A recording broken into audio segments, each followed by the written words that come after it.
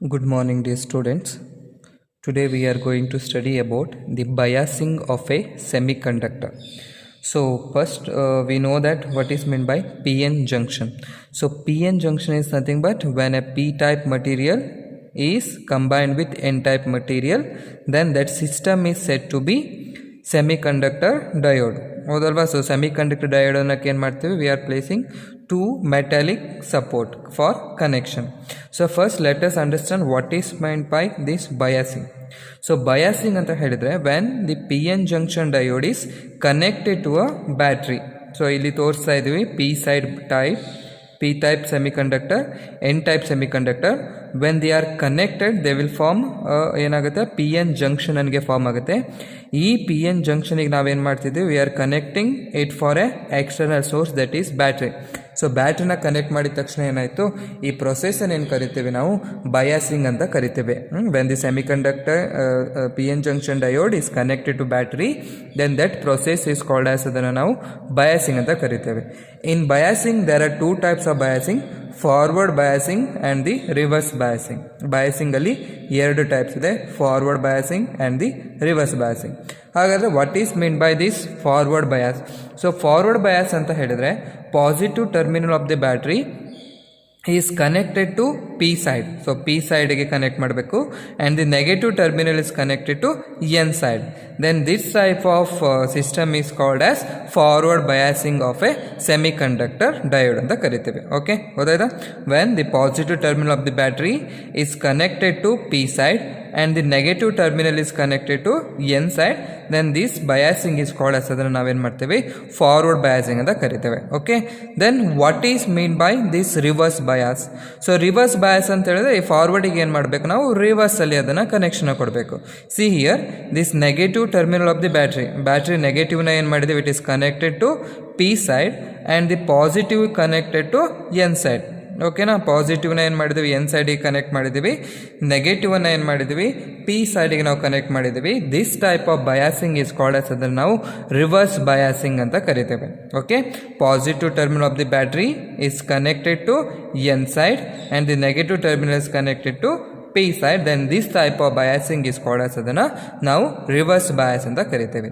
Now we have to study what are the characteristics of forward bias. So forward ಬಯಾಸಲ್ಲಿ ಇದು semiconductor diode ಏನೆಲ್ಲ ಕ್ಯಾರೆಕ್ಟರಿಸ್ಟಿಕ್ಸ್ಗಳನ್ನು ತೋರಿಸುತ್ತೆ ಅನ್ನೋದು ನಾವೇನು ಮಾಡಬೇಕು, ಸ್ಟಡಿ ಮಾಡಬೇಕು. Okay, next the forward bias condition. So forward bias, so ಇಲ್ಲಿ ಫಾರ್ವರ್ಡ್ ಬಯಾಸಲ್ಲಿ ಏನಾಗುತ್ತೆ ಅಂತ ಹೇಳಿದ್ರೆ, when the positive terminal is connected to P side and the negative terminal is connected to N side.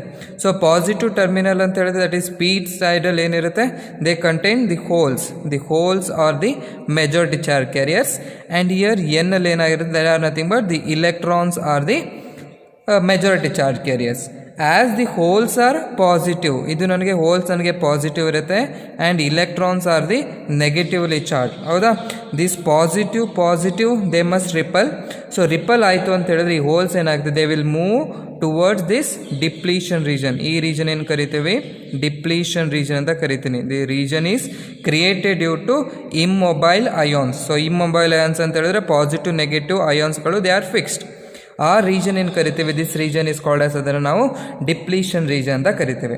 ಇಲ್ಲೇನಾಗುತ್ತೆ, positive terminals connected to P side ಆದಾಗ the holes they are moving towards this depletion region, and this electrons are repelled by this negative electron. So negative terminal ಏನು ಮಾಡುತ್ತೆ, electron repel ಮಾಡುತ್ತೆ.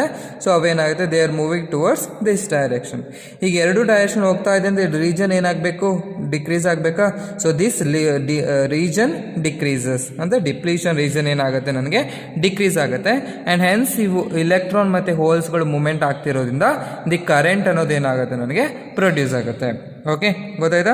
So here ಅದನ್ನೇ ಬರೆದಿರೋದು, when the diode is forward bias, the holes are repelled by the positive terminal. Positive terminal ಏನು ಮಾಡುತ್ತೆ, holes are repel ಮಾಡುತ್ತೆ, and the electrons are repelled by this negative electrode. So negative ಎಲೆಕ್ಟ್ರೋಡಿಂದ electrons ಏನಾಗುತ್ತೆ, they are repelled, and again as increasing bias voltage.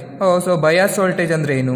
So bias voltage is nothing but the applied voltage is called as, ಅದನ್ನು ನಾವು bias voltage ಅಂತ ಕರಿತೇವೆ. ನಾವು ಏನು voltage apply ಮಾಡಿರ್ತೀವಲ್ವ ಅದನ್ನೇನು ಕರಿತೇವೆ, ಬಯಾಸ್ ವೋಲ್ಟೇಜ್ ಅಂತ ಕರಿತೀವಿ. ಈ ಬಯಾಸ್ ವೋಲ್ಟೇಜ್ ನಾವೇನು ಮಾಡ್ತೇವೆ, ಇನ್ಕ್ರೀಸ್ ಮಾಡ್ತೇವೆ. ಈಗ ಬಯಾಸ್ ವೋಲ್ಟೇಜ್ ನನಗೆ 0 ಇದೆ ಅಂತ ಹೇಳಿದ್ರೆ ಇಲ್ಲಿ ನನಗೆ ವೋಲ್ಟೇಜ್ ಬರೋದಿಲ್ಲ. ಸೊ ಹೋಲ್ಸ್ ನನಗೆ ಏನಾಗಿರುತ್ತೆ, ಇಲ್ಲೇ ಇರುತ್ತೆ. ಈ ಬಯಾಸ್ ವೋಲ್ಟೇಜ್ ನೀವು ಇನ್ಕ್ರೀಸ್ ಮಾಡ್ತಾ ಹೋದಂಗೆ ಏನಾಯಿತು, ಈ ಪಾಸಿಟಿವ್ ಟರ್ಮಿನಲ್ ಏನು ಮಾಡುತ್ತೆ, they will ripple this holes and this negative terminal they will ripple this electrons. ಅವೆರಡು ಏನಾಗುತ್ತೆ, ಈ ಜಂಕ್ಷನ್ ಹತ್ರ ಅವು ಮೂಮೆಂಟ್ ಆಗುತ್ತೆ. ಜಂಕ್ಷನ್ ಹತ್ರ ಮೂಮೆಂಟ್ ಆಗ್ತಿದ್ದಂಗೆ ಏನಾಗುತ್ತೆ, ಈ ರೀಜನ್ ನನಗೆ ಏನಾಗುತ್ತೆ, ಡಿಕ್ರೀಸ್ ಆಗುತ್ತೆ. As the bias voltage increases, width of the depletion region and the potential barrier decreases. So ಇದು ನನಗೆ depletion region are the potential barrier. So potential barrier ಅಂತ ಹೇಳಿದ್ರೆ they are not allowing the charges to flow. So ಅದರಿಂದ ಏನಾಗುತ್ತೆ, ಇಲ್ಲಿ ನಾವು ನೀವು last ವಿಡಿಯೋನ ನೋಡಿದರೆ ನೆಗೆಟಿವ್ ಮತ್ತು ಪಾಸಿಟಿವ್ ಸೈಡ್ ಕ್ರಿಯೇಟ್ ಆಯಿತು. ಅಲ್ಲಿ ಡೆವಲಪ್ ಆಗಿರೋ ವೋಲ್ಟೇಜನ್ನು ಏನು ಕರಿತೀವಿ, ಪೊಟೆನ್ಷಿಯಲ್ ಬ್ಯಾರಿಯರ್ ವೋಲ್ಟೇಜ್ ಅಂತ ಕರಿತೇವೆ. ಈಗ ನನಗೇನಾಗ್ತಾ, ಡಿಪ್ಲೀಷನ್ ರೀಜನ್ ಡಿಕ್ರೀಸ್ ಆಗ್ತಿದೆ ಅಂತ ಹೇಳಿದ ತಕ್ಷಣ ಇದೇನಾಯಿತು, ನನಗೆ ಡಿಕ್ರೀಸ್ ಆಯಿತು. As the bias voltage increases, width of the depletion region and the potential barrier, it is decreases. Okay, so next, when the bias voltage is slightly greater than the barrier potential. So barrier potential ನನಗೇನಾದರೂ ನನಗೆ 5 volt ಅಥವಾ 2 volt ಇದೆ ಅಂತ ಹೇಳಿದ ತಕ್ಷಣ ನಾನು apply ಮಾಡಿರೋ barrier ಏನು ಬಯಾಸ್ ವೋಲ್ಟೇಜ್ ನನಗೆ 2.1 ವೋಲ್ಟ್ ಆಯಿತು ಅಂತ ಹೇಳಿದ್ರೆ ಏನಾಗುತ್ತೆ, the holes and the electron move across the junction and now the diode will allow the current to flow. ಈಗ ಏನಾಯಿತು, 2 ವೋಲ್ಟ್ ಅಷ್ಟು ನನಗೇನಿತ್ತು, for example I am taking 2 volt as the depletion voltage, that is potential barrier voltage. ನಾನು apply ಮಾಡ್ತಿರೋ voltage ಏನಾಯಿತು, it is slightly greater than this voltage, 2.1 volt ಅಷ್ಟು ನನಗೇನಾಯಿತು, increase ಆಯಿತು. ಆ ಕೇಸಲ್ಲಿ ಏನಾಗ್ತದೆ ಅಂತ ಹೇಳಿದ್ರೆ, the holes and electron they will move towards, holes ಈ ಕಡೆ ಬರುತ್ತೆ, ಇಲೆಕ್ಟ್ರಾನ್ಸ್ ಏನಾಗುತ್ತೆ, ಇಲ್ಲಿ ಈಸಿ ಆಗೋದು ಮೂಮೆಂಟ್ ಆಯಿತು. ಸೊ ಈಸಿಯಾಗಿ ಮೂಮೆಂಟ್ ಆಗ್ತಿದೆ ಅಂದರೆ resistance is low. So resistance low ಇದೆ ಅಂತ ಹೇಳಿದ್ರೆ ಕರೆಂಟ್ ಏನಾಗ್ತಾ ಇದೆ, ಇಟ್ ಈಸ್ ಇನ್ಕ್ರೀಸ್ ಆಗ್ತಿದೆ. ನಾವು the diode allows current. So diode ಏನು ಮಾಡ್ತಿದೆ, ಕರೆಂಟನ್ನು ಅಲೋ ಮಾಡ್ತಿದೆ. ನೆಕ್ಸ್ಟ್ ನೋಡು, on further increase in bias voltage the current increases sharply. ಮತ್ತೆ ನೀವು ಬಯಾಸ್ ವೋಲ್ಟೇಜನ್ನ 2.2 2.5 ಆಗಿ ನೀವು ಇನ್ಕ್ರೀಸ್ ಮಾಡ್ತಾ ಇದ್ದ ತಕ್ಷಣ ಏನಾಗುತ್ತೆ, ನನಗೆ ಕರೆಂಟ್ ಏನಾಗುತ್ತೆ, ಶಾರ್ಪಾಗಿ ಇನ್ಕ್ರೀಸ್ ಆಗುತ್ತೆ, ಅಂದರೆ ಫಾಸ್ಟಾಗಿ. ಈಗ ನೀವು 2.5 ವೋಲ್ಟ್ ಅಪ್ಲೈ ಮಾಡ್ತೀವಿ, ಇದೊಂದು ನನಗೆ ಏನಾಗ್ಬೋದು 100 ಮಿಲಿ ಆಗ್ಬೋದು, 10⁻³ ಅಷ್ಟು ಏನಾಗ್ಬೋದು, ಇನ್ಕ್ರೀಸ್ ಆಗ್ಬೋದು. Okay, so this is the characteristic. So ಹಾಗಾದ್ರೆ ಕರ್ವ್ ಹೇಗಿರುತ್ತೆ, what is the characteristic curve of this semiconductor diode in a forward bias. So ಆ ಕರ್ವನ್ನ ಏನು ಕರಿತೀವಿ, IV ಕ್ಯಾರೆಕ್ಟರಿಸ್ಟಿಕ್ ಕರ್ವ್ ಅಂತ ಕರಿತೀವಿ. This I indicate for current. So ಕರೆಂಟನ್ನು ನಾವು I ಅಂತ ರಿಪ್ರೆಸೆಂಟ್ ಮಾಡ್ತೀವಿ. V is represented as the voltage. So graph of current versus voltage is called as IV characteristic curve ಅಂತ ಕರಿತೀವಿ. ಇದು ಫಾರ್ವರ್ಡ್ ಬಯಾಸಿಗೆ ಏನಿರುತ್ತೆ ಅಂತ ನೋಡಬೇಕು. ಇಲ್ಲಿ ನಾವೇನು ಹೇಳಿದ್ವಿ, this will be the bias voltage. Okay, this will be the current. ನೀವು ವೋಲ್ಟೇಜನ್ನು ಇನ್ಕ್ರೀಸ್ ಮಾಡ್ತಾ ಹೋದಂಗೆ ಏನಾಗುತ್ತೆ, ನನಗೆ ಕರೆಂಟ್ ಇನ್ಕ್ರೀಸ್ ಆಗುತ್ತೆ ಅಂತ ಏನು ಹೇಳ್ತಿದೆ, ಕ್ಯಾರೆಕ್ಟರಿಸ್ಟಿಕ್ ಹೇಳ್ತಿದೆ. ಅದನ್ನು ಗ್ರಾಫ್ ಆಗಿ ನಾನು ಡ್ರಾ ಮಾಡಿದರೆ ಹೀಗೆ ಇನ್ಕ್ರೀಸ್ ಆಯ್ತಾ ಹೋಯಿತು. ಒಂದು ಈ ಪರ್ಟಿಕ್ಯುಲರ್ ವ್ಯಾಲ್ಯೂಲ್ಲಿ ಏನಾಯಿತು, ನನಗೆ ಕರೆಂಟ್ ನನಗೆ ಶಾರ್ಪಾಗಿ ಇನ್ಕ್ರೀಸ್ ಆಯಿತು. ಇಲ್ಲಿ ತೊಗೊಂಡು ನನಗೆ ಏನಂದ್ರೆ 1 2 3 ಅಂತ ನನಗೆ ಇನ್ಕ್ರೀಸ್ ಆಗ್ತಿತ್ತು. ಬಟ್ ಈ ಪಾಯಿಂಟಿಗೆ ಬರ್ತಿದ್ದಂಗೆ ಏನಾಯಿತು, ಅದು 10 11 12 ಅಂತ ಫಾಸ್ಟಾಗಿ ರ್ಯಾಪಿಡಾಗಿ ಏನಾಯಿತು, ಅದು ಇನ್ಕ್ರೀಸ್ ಆಯಿತು. ಸೊ ಯಾವ ಪಾಯಿಂಟಲ್ಲಿ ನನಗೆ ಯಾವ ವೋಲ್ಟೇಜ್ ರೀಜನಲ್ಲಿ ನನಗೆ ಕರೆಂಟ್ ನನಗೆ ಶಾರ್ಪಾಗಿ ಇನ್ಕ್ರೀಸ್ ಆಗುತ್ತಲ್ವ, ಆ ಇದನ್ನು ಏನು ಕರಿತೀವಿ, it is called as cut in voltage ಅಂತ ಕರಿತೀವಿ. Or sometime it is called as knee voltage. So knee voltage ಅಂತ ನಾವು ಅದನ್ನು ಕರಿತೇವೆ. Okay, the IV characteristic curve of PN junction is as shown here. So ಹೀಗೆ ಅದನ್ನು ನಾವೇನು ಮಾಡ್ತಿದ್ವಿ, ರಿಪ್ರೆಸೆಂಟ್ ಮಾಡ್ತಿದ್ವಿ. It will get this type of curve ಅಂತ, ಅಂದರೆ ಎಕ್ಸ್ಪೋನೆನ್ಷಿಯಲಿ ಇನ್ಕ್ರೀಸ್ ಆಗ್ತಾ ನನಗೆ ಕರ್ವ್ ಸಿಕ್ತು. ಫಸ್ಟ್ ಏನಾಗ್ತಿರುತ್ತೆ ಅಂದರೆ ಸ್ಮಾಲಾಗಿ ಇನ್ಕ್ರೀಸ್ ಆಗ್ತಾ ಹೋಗುತ್ತೆ, 0 ಇಂದ ಸ್ಟಾರ್ಟ್ ಆಗಿ 0 1 2 3 ಇನ್ಕ್ರೀಸ್ ಆಗುತ್ತೆ. ಒಂದು ಪರ್ಟಿಕ್ಯುಲರ್ ವೋಲ್ಟೇಜ್ ಏನಾಗುತ್ತೆ, ಇಟ್ ವಿಲ್ ಬಿ ಇನ್ಕ್ರೀಸಸ್ ಶಾರ್ಪ್ಲಿ.